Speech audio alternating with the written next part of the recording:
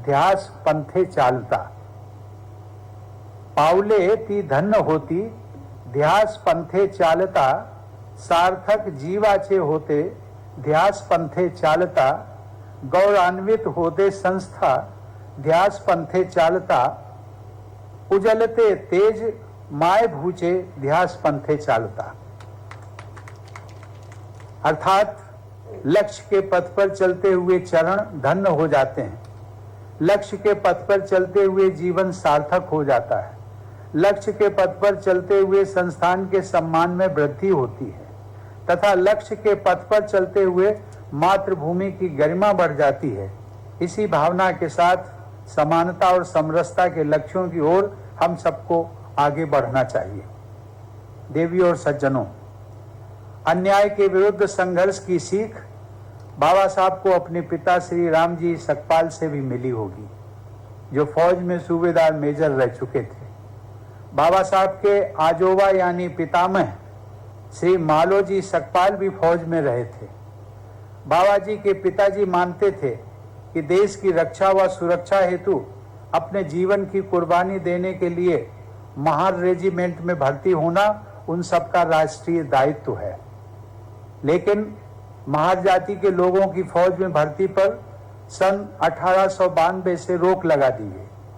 सेना से सेवानिवृत्त होने के बावजूद बाबा साहब के पिताजी ने उस अन्याय के विरुद्ध आवाज उठाई और महादेव गोविंद रानाडे तथा बंबई के गवर्नर के समक्ष इस मुद्दे पर ज्ञापन दिया।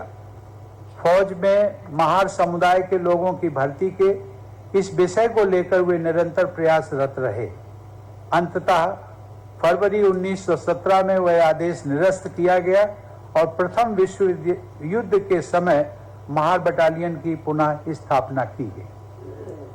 देवी और सज्जनों, शिक्षा और स्वाध्याय के प्रति बाबा साहब की निष्ठा सर्वविदित है।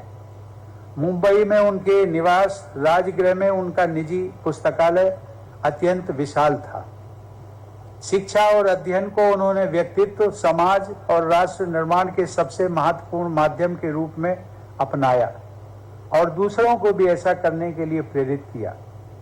बचपन से ही अध्ययन के प्रति उनके अनुराग का एक रोचक उदाहरण उनके इस पैतृक गांव से जुड़ा हुआ।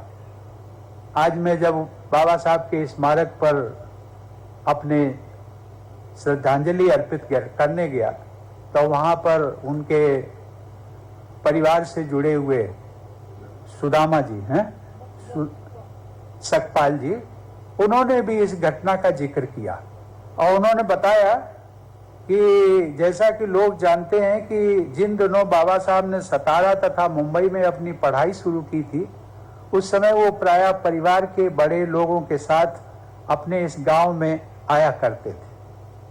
शायद जब वे कक्षा 9 की पढ़ाई कर रहे थे, उस समय उनके एक भाई आनंद जी का विवाह इसी गांव में हुआ था।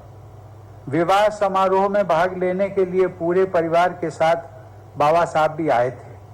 विवाह संपन्न होने के बाद जब सभी को मुंबई वापस लौटना था, उस समय ये पाया गया कि बाबा साहब, जिन्हें भिवा के नाम से भी पुकारा जाता था, वहां नहीं थे। लोगों ने उन्हें खोजना शुरू किया। किसी व्यक्ति ने बताया कि एक बच्चा